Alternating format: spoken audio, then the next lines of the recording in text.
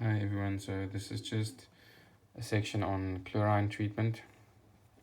So just to explain why this is important, so the sections that was done before this was on blockages of your emitters or your dripper lines, and during those sections I said three different ways or reasons why your emitters can be blocked due to physical, chemical or biological factors.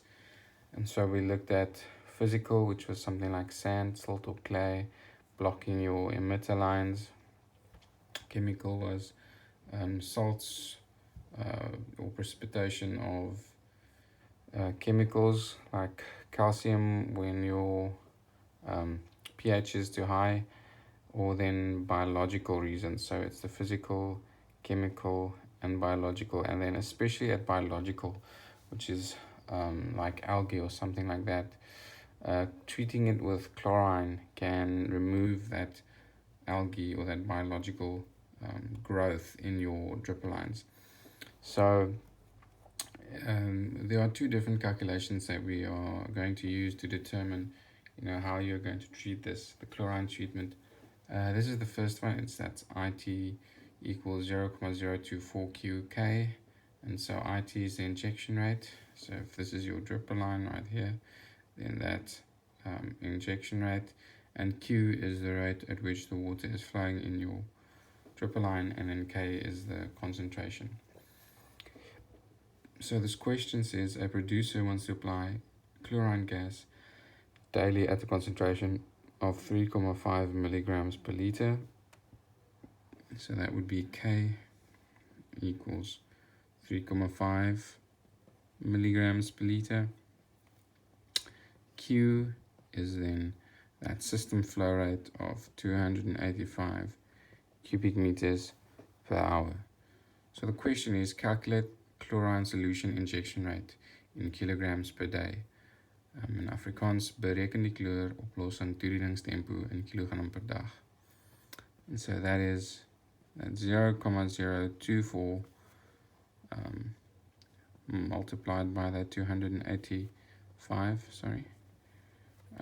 multiplied by 3.5.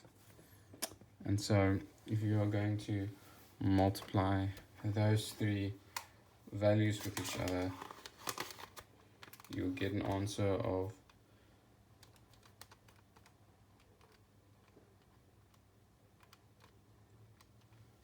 23.94 kilograms per day. And so this specific example and this specific formula was for calculation of gas. So if you are injecting a chlorine gas, but in other circumstances you might want to inject the liquid or solid chlorine. So the liquid chlorine is much less stable than solid chlorine.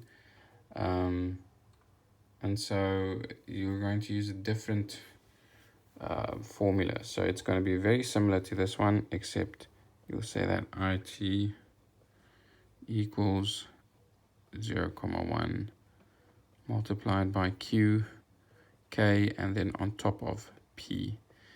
And so that P refers to the percentage of active chlorine in solution. So that active is the important word to remember, because you will have a lot of values, but the one that you should look for is the active chlorine in solution. And so when you're calculating this, you can see in this question it says a producer wants to apply sodium hypochlorite at a concentration of 6 milligrams per liter. Sodium hypochlorite contains 12% chlorine. System flow rate is 50. Calculate the injection rate. And so that concentration is going to be that 0.6. So that's 6 milligrams per liter. And your Q is going to be that 50 cubic meters per hour on top of P, which is 12.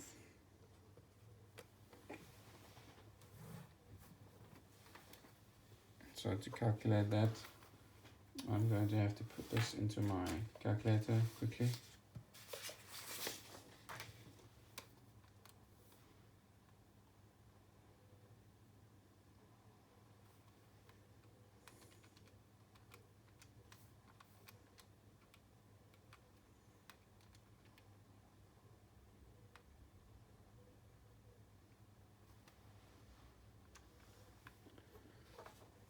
Okay, and you'll get an answer of 2.5.